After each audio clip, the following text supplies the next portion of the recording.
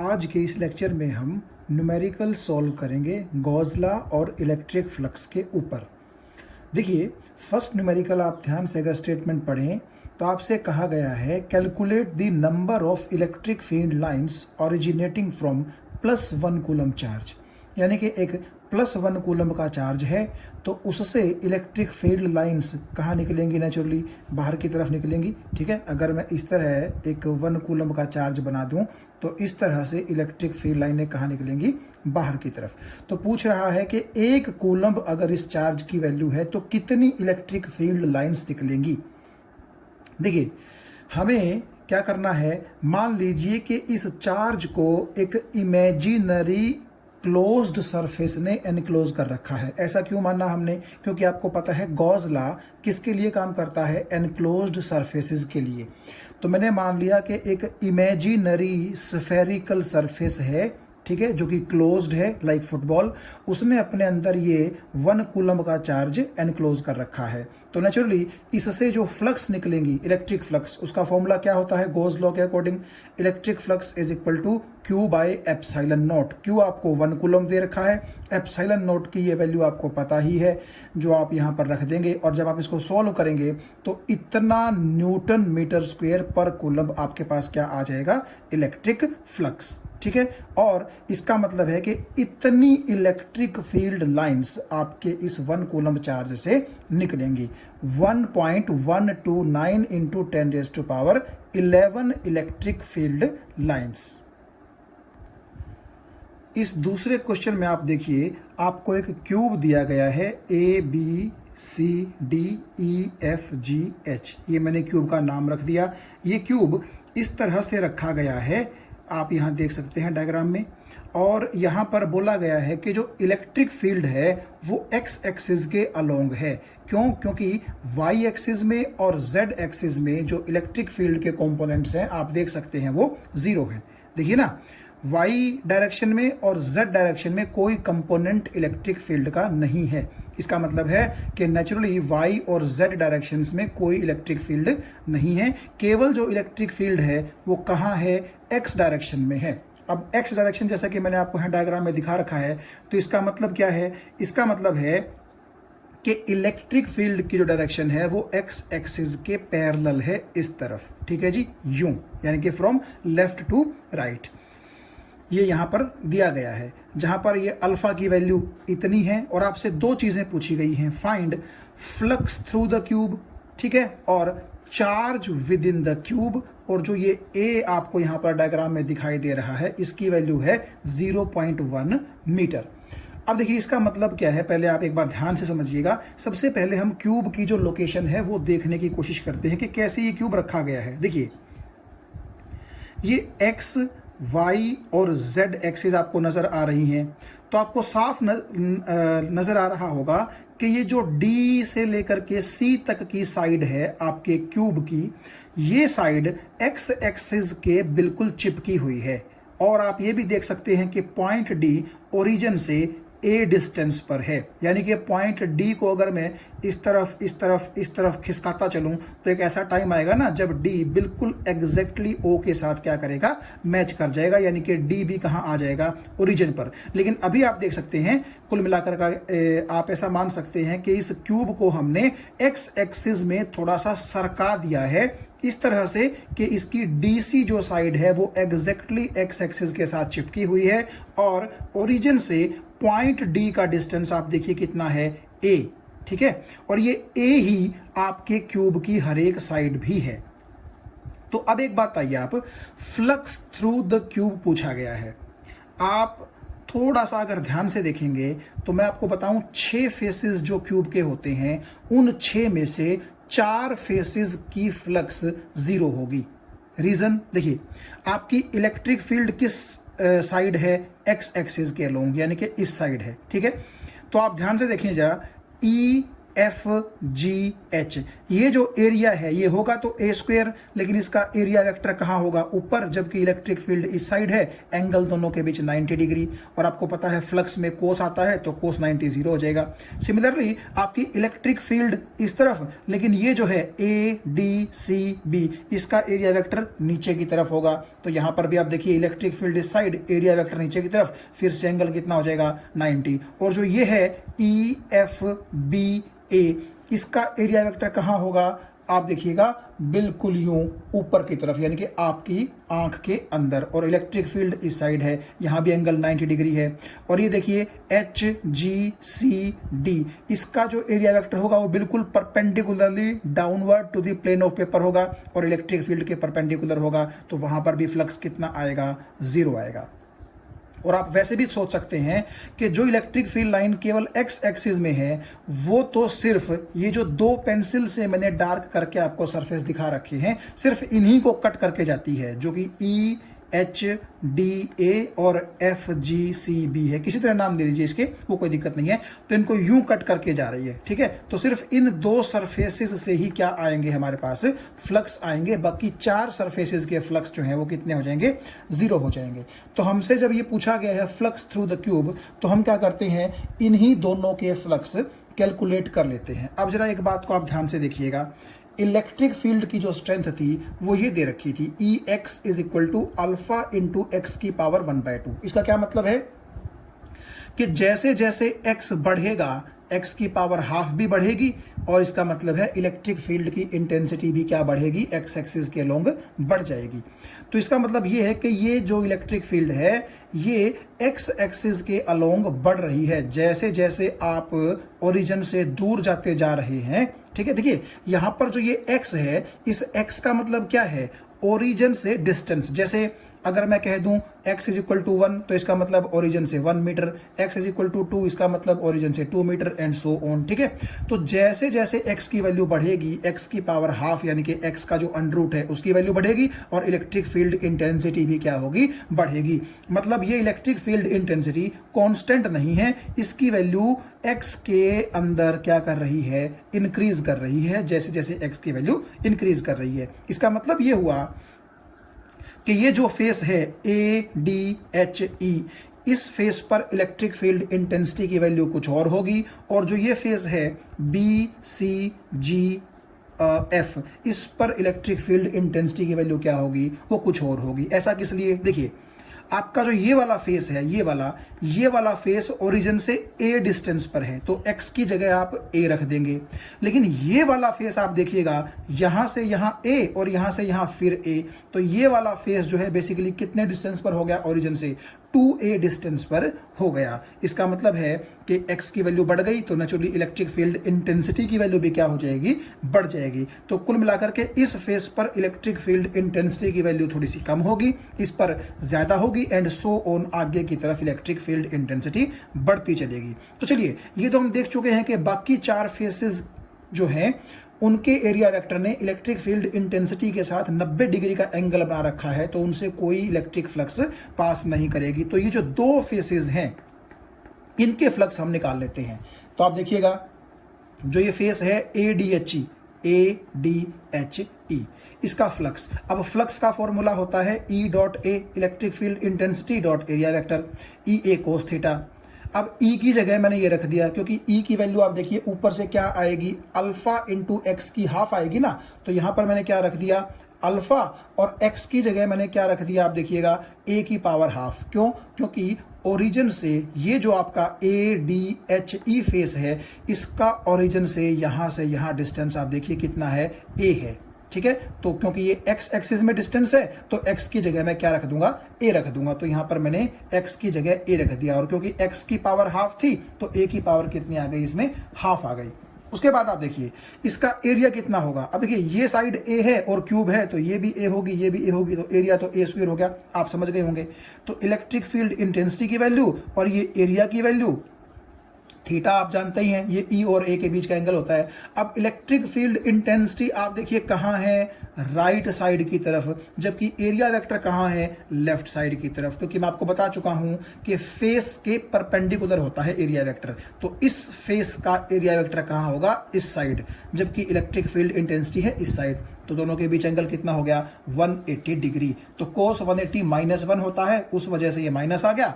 और alpha a की half और a की 2, तो ये दोनों जुड़ जाएंगी क्योंकि बेस सेम है, तो a की पावर कितनी आ जाएगी, 5/2। तो ये हमें मिल गया, ये फ्लक्स आ गया जी फेस इसका। ठीक है, अब इस फेस का फ्लक्स अगर निकालने चाहिए हम तो क्या होगा, देखिएगा इस फेस का एक्स एक्सिस से डिस्टेंस कितना है। आप देखिए यहां से यहां a है और यहां से यहां फिर a है, तो इसका डिस्टेंस तो 2a हो गया ना। तो ये जो आप देखिएगा इलेक्ट्रिक फील्ड का फॉर्मूला था अल्फा इंटू एक्स की हाफ, तो इस x की जगह क्या आ जाएगा अपना 2a, तो 2a की पावर कितनी आ जाएगी, हाफ आ जाएगी। तो आप यहां देख सकते हैं अल्फा को मैंने अल्फा ही लिख दिया, ठीक है, और a की जगह आपका 2a की पावर हाफ आ गई। ठीक, तो एरिया तो इसका भी कितना रहेगा, इस फेस का भी कितना रहेगा, a² ही रहेगा। और a² के बाद में लिखा cos 0, क्यों, क्योंकि इस फेस का एरिया वेक्टर भी कहाँ होगा, इस तरफ होगा, और इलेक्ट्रिक फील्ड इंटेंसिटी भी इसी तरफ है। तो नेचुरली दोनों के बीच जो एंगल है वो कितना होगा, वो होगा 0 डिग्री। तो यहाँ से हमें सॉल्व करने के बाद ये मिल गया। तो आप देखिएगा एक फ्लक्स नेगेटिव आई है, एक फ्लक्स क्या आई है, पॉजिटिव। तो जो नेट फ्लक्स है, हमें पता है फ्लक्स एक क्या है, स्केलर क्वांटिटी है। तो नेचुरली आप दोनों फ्लक्स को सिंपली जोड़ दीजिए, तो नेगेटिव होने की वजह से ये फ्लक्स क्या हो जाएगी, सब्ट्रैक्ट हो जाएगी। और जब आप देखेंगे अल्फा अल्फा a की 5/2 a की 5/2 ये कॉमन है, तो नेचुरली √2 - 1 यहाँ बच जाएगा। ये मैथमेटिक्स से आप सॉल्व कर सकते हैं। उसके बाद अल्फा की वैल्यू जो दे रखी थी आपको 800, आप यहाँ देखिएगा, मैं आपको दिखाऊं, ये देखिएगा ये लिखा हुआ है कि अल्फा 800 है। तो यहाँ पर अल्फा की वैल्यू आप पुट कर दीजिए। अब तो सिर्फ न्यूमेरिकल वैल्यू ही रखनी है। एरिया नेचुरली लेंथ जो थी a वो 0.1 थी, तो उसका जो स्क्वायर है वो हो जाएगा। ठीक है, तो आप जो है ये एक मिनट क्या है, नहीं एरिया नहीं, सॉरी, ये a की 5/2 तो हमने कॉमन ली ना, तो a की वैल्यू हमने यहाँ रख दी 0.1 और उसकी पावर 5/2, और √2 होता है 1.414, उसमें से 1 गया तो आपका 0.414 बचा न्यूमेरिकल वैल्यू। तो जब आप सॉल्व करेंगे तो आपके पास ये आ जाएगा, ये फ्लक्स की क्या होगी, SI यूनिट होगी। तो आपके पास इतना फ्लक्स आ गया कि भाई जो हमारा क्यूब है उसके अंदर से नेट इतना इलेक्ट्रिक फ्लक्स पास करेगा। तो अब जो दूसरी चीज उसने पूछी थी वो पूछी थी charge with in the cube, कि हम कितना चार्ज अज्यूम कर सकते हैं। तो वहां पर हम ये आसान सा फॉर्मूला लगा सकते हैं कि गॉस लॉ के अकॉर्डिंग इलेक्ट्रिक फ्लक्स जो होता है वो होता है चार्ज बटे एप्सिलॉन नॉट। तो चार्ज किसके बराबर हो जाएगा, दोनों की मल्टीप्लीकेशन। इलेक्ट्रिक फ्लक्स आपके पास है ही और एप्सिलॉन नॉट की ये वैल्यू है, दोनों को मल्टीप्लाई कर दीजिए, इतना कूलम आपके पास चार्ज आ जाएगा। क्वेश्चन नंबर 3 में आप देखिए इलेक्ट्रिक फील्ड की एक ये वैल्यू दी गई है, कब, जब x ग्रेटर देन 0 होगा। ग्रेटर देन 0 का मतलब x जब पॉजिटिव होगा। और एक E की वैल्यू ये दी गई है जो आपने तब यूज करनी है अगर x लेस देन 0 होगा, यानी कि x नेगेटिव होगा। अब इसका क्या मतलब है, आप जरा ध्यान से देखिएगा। हमने क्या किया है, बेसिकली एक ये सिलेंडर ले लिया है और इस सिलेंडर की जो लेंथ है वो 20 सेंटीमीटर है, और बिल्कुल इस सिलेंडर के बीचों बीच हमने एक ओरिजिन ले लिया है। तो नेचुरली सिलेंडर का ये वाला सरफेस भी 10 सेंटीमीटर की दूरी पर होगा और ये वाला सरफेस भी कितने सेंटीमीटर की दूरी पर होगा, 10 सेंटीमीटर की दूरी पर होगा। और ये जो सिलेंडर के अंदर से एक्सिस पास कर रही है, इसको आप मान लीजिए एक्स एक्सिस, और इसके परपेंडिकुलर ये आपको कौन सी एक्सिस नजर आ रही है, वाई एक्सिस। अब है ये कि इसको हम बोल सकते हैं left face of the cylinder, इसको हम बोल सकते हैं right face of the cylinder, और जो ये इसका सर्कुलर क्रॉस सेक्शन है इसकी रेडियस दी गई है 5 सेंटीमीटर। ये जो ऊपर मैंने आपको स्टेटमेंट दिखा रखी है ना, यहाँ पर ये सारी चीजें इसमें हैं, मैं जस्ट आपको एक्सप्लेन कर रहा हूं कि मतलब क्या है इस चीज का। अब आपसे पूछा गया है कि आपके जो ये दो फेसेस हैं इनके अलग अलग फ्लक्स कितने होंगे। पहले तो आपने ये निकालने हैं, फिर आपको पूरे के पूरे सिलेंडर का जो फ्लक्स है वो निकालना है, फिर सिलेंडर का जो साइड है, साइड का मतलब है ये जिस तरह से पेंसिल आप देखिएगा एक सिलेंड्रिकल ऑब्जेक्ट है, तो ये जो जिस जगह पर मैं अपनी उंगली आपको फिरा के दिखा रहा हूँ, ये जो राउंड सरफेस है इस तरह से, तो ये वाला जो सरफेस है ये वाला, ठीक है, इसके ऊपर आपने फ्लक्स निकाल के दिखाना है। और फिर लास्ट में आपसे पूछा गया है what is the net charge inside the cylinder. तो इसको हम कैसे जो है आगे प्रोसीड करेंगे वो आप देखिएगा ध्यान से। सबसे पहले हम इस लेफ्ट फेस की जो फ्लक्स है वो निकाल लेते हैं। देखिए हमें पता है फ्लक्स हमें पता होने के लिए किस किस चीज़ की ज़रूरत है, इलेक्ट्रिक फील्ड इंटेंसिटी और एरिया वेक्टर, दोनों की डॉट प्रोडक्ट हमें चाहिए। तो यहाँ पर आप देखिए इलेक्ट्रिक फील्ड इंटेंसिटी कितनी होगी, एरिया कितना होगा। एरिया तो आप आराम से निकाल सकते हैं। देखिए आपका ये सर्कुलर एरिया होता है तो पाई आर स्क्वायर से ये आ जाएगा, और रेडियस आपको दे रखी है कितनी, 5 सेंटीमीटर। तो जब आप पाई आर स्क्वायर करेंगे तो ये एरिया आपके पास आ जाएगा। और एरिया वेक्टर की डायरेक्शन कहाँ होगी, आप देखिएगा लेफ्ट फेस के परपेंडिकुलर इस तरफ होगी। आपको ये बात समझ में आ गई, ठीक है। यानी कि आप ये मानेंगे अगर कि ये प्लस एक्स एक्सिस है तो ये कौन सी है, माइनस एक्स एक्सिस है। तो एरिया वेक्टर की जो डायरेक्शन है वो माइनस एक्स एक्सिस में होगी। और आप ये भी देख सकते हैं कि ऊपर जो आपने देखा था कि इलेक्ट्रिक फील्ड इंटेंसिटी अगर x लेस देन 0 है तो आप ये वाली वैल्यू क्या करेंगे, लेंगे। तो आप एक बात देखिए, यहाँ मैं x को लेस देन 0 क्यों बोल रहा हूँ, देखिएगा इस तरफ आप ये आपकी 0 है तो इस तरफ x 1 2 3 4 यानी कि इंक्रीज हो रहा है, ठीक है। लेकिन यहाँ पर क्या है, -1 -2 -3 -4, तो यहाँ पर x क्या हो रहा है, डिक्रीज हो रहा है, लेस देन 0 है। आपको बात समझ में आई। तो क्योंकि लेस देन 0 है तो इलेक्ट्रिक फील्ड इंटेंसिटी की वैल्यू आपको क्या लेनी पड़ेगी, -200 आई कैप। ये इलेक्ट्रिक फील्ड का मैग्नीट्यूड तो है 200 न्यूटन पर कूलम्ब, माइनस के आई कैप क्या है, आपको बताता है कि इस इलेक्ट्रिक फील्ड इंटेंसिटी की डायरेक्शन नेगेटिव के एक्स एक्सिस के अलोंग है। भाई 11वीं में आपने आई कैप, जे कैप, के कैप, माइनस के आई कैप, माइनस के जे कैप, माइनस के कैप, ये यूनिट वेक्टर्स पढ़े थे ना।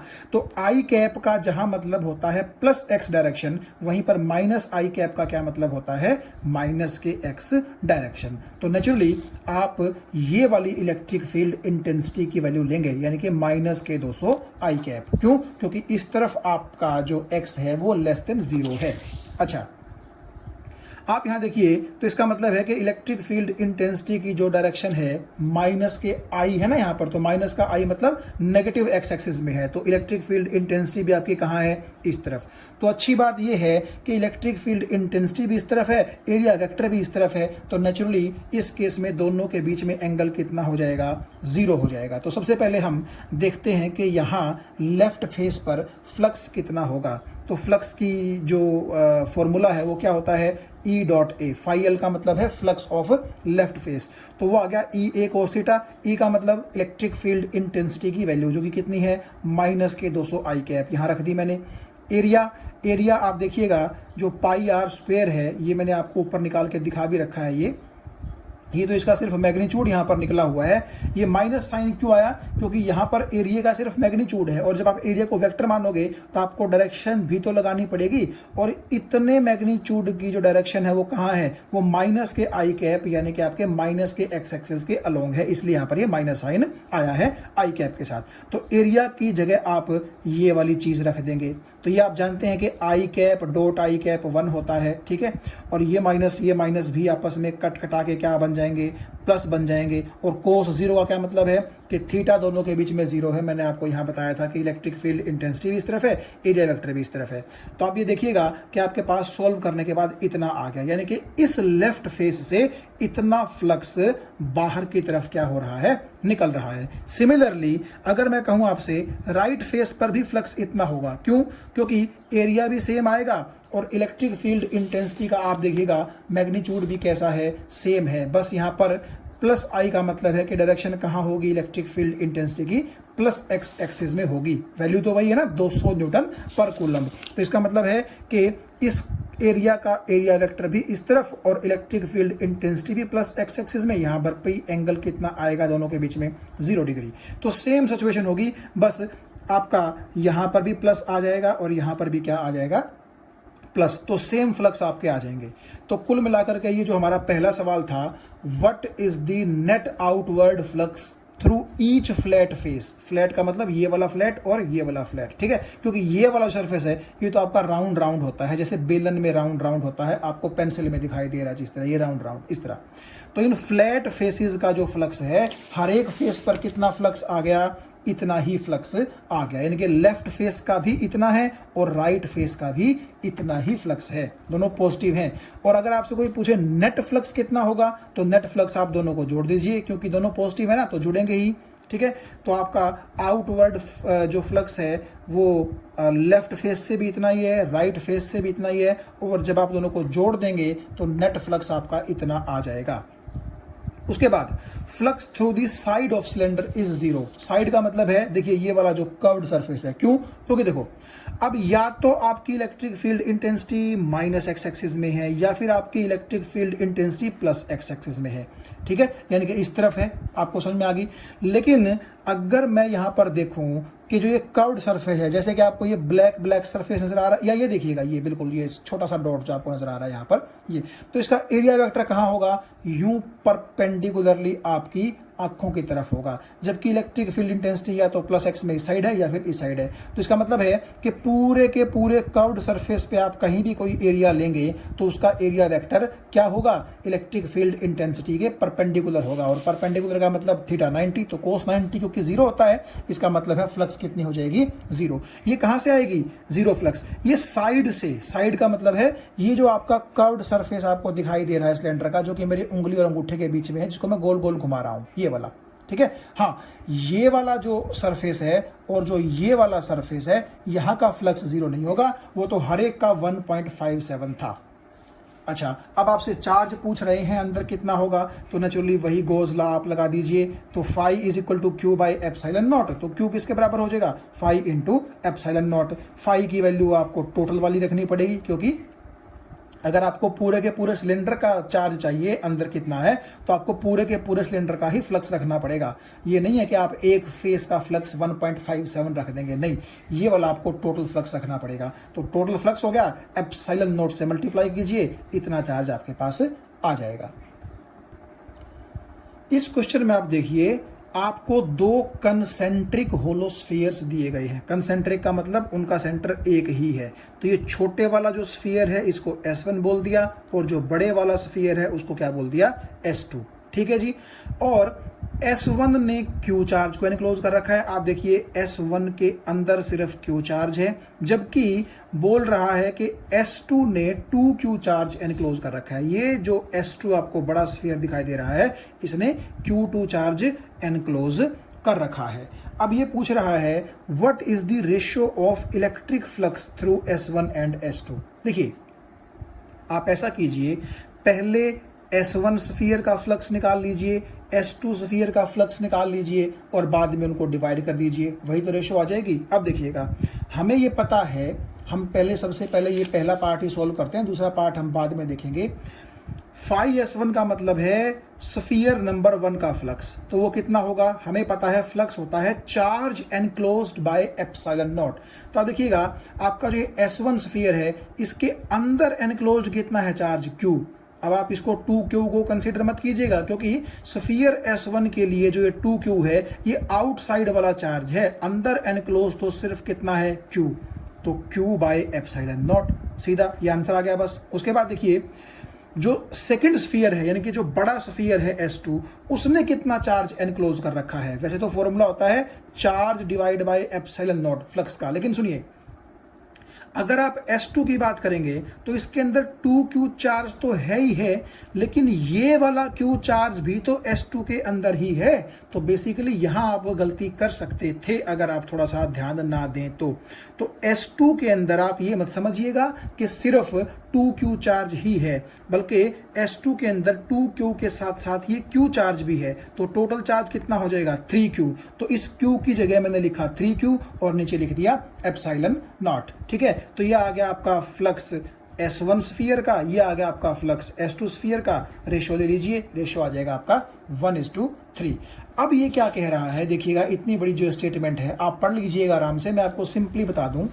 अभी तक क्या था कि जो स्फीयर S1 था इसके अंदर जो ये Q चार्ज था, ये Q चार्ज एयर में था, यानी कि यहाँ पर स्फीयर S1 के अंदर क्या थी, एयर थी। लेकिन अब कह रहा है कि इसके अंदर, सिर्फ स्फीयर S1 के अंदर सपोज कीजिए हमने एक ऐसा मीडियम भर दिया जिस मीडियम का डाई इलेक्ट्रिक कांस्टेंट कितना है, 5। ये चीज़ मैंने आपको कूलम लॉ के जस्ट बाद बताई थी, जो शुरुआती वीडियोस थी कि डाई इलेक्ट्रिक कांस्टेंट का क्या मतलब होता है।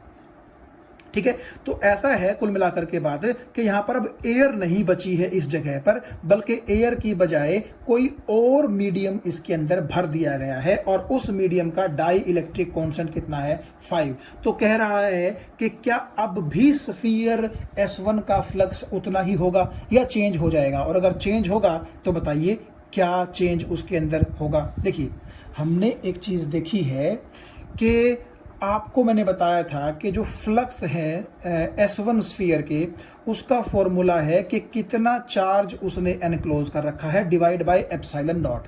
तो चार्ज तो उसने अभी भी कितना एनक्लोज कर रखा है, Q ही एनक्लोज कर रखा है ना। ठीक है, सिर्फ यहाँ देखिए आप एप्सिलॉन नॉट नहीं आएगा, क्योंकि आपको मैंने बताया था कि एप्सिलॉन नॉट का मतलब है परमिटिविटी ऑफ वैक्यूम या फ्री स्पेस, जबकि यहाँ पर अब फ्री स्पेस नहीं आया है, कोई और मीडियम यहाँ पर जो है रख दिया गया है। तो नेचुरली यहाँ पर एप्सिलॉन नोट ना आकर के एप्सिलॉन आ जाएगा, और ये एप्सिलॉन क्या कहलाएगा, उस नए मीडियम की परमिटिविटी कहलाएगा। और डाइलेक्ट्रिक कांस्टेंट की डेफिनेशन आपको पता है, एप्सिलॉन बाय एप्सिलॉन नॉट। तो एप्सिलॉन किसके बराबर आ जाएगी, K times of epsilon not. ठीक है, तो इस एप्सिलॉन को आप यहाँ बेसिकली K टाइम्स एप्सिलॉन से क्या कर सकते हैं, रिप्लेस कर सकते हैं। और K का मतलब क्या होता है, डाइलेक्ट्रिक कांस्टेंट, जो कि कितना है, 5। तो K की जगह जब आप 5 रखेंगे तो 5 एप्सिलॉन नॉट आप यहाँ पर एप्सिलॉन की जगह पुट कर सकते हैं। इसका मतलब नया फ्लक्स जो होगा आपका, चार्ज तो वही है, सिर्फ एप्सिलॉन नॉट की जगह क्या आ गया आपका, 5 एप्सिलॉन नॉट आ गया। तो अगर आपका Q बाय एप्सिलॉन नॉट पहले वाला फ्लक्स है, तो अब वाला फ्लक्स उस फ्लक्स का 1/5 टाइम्स हो जाएगा।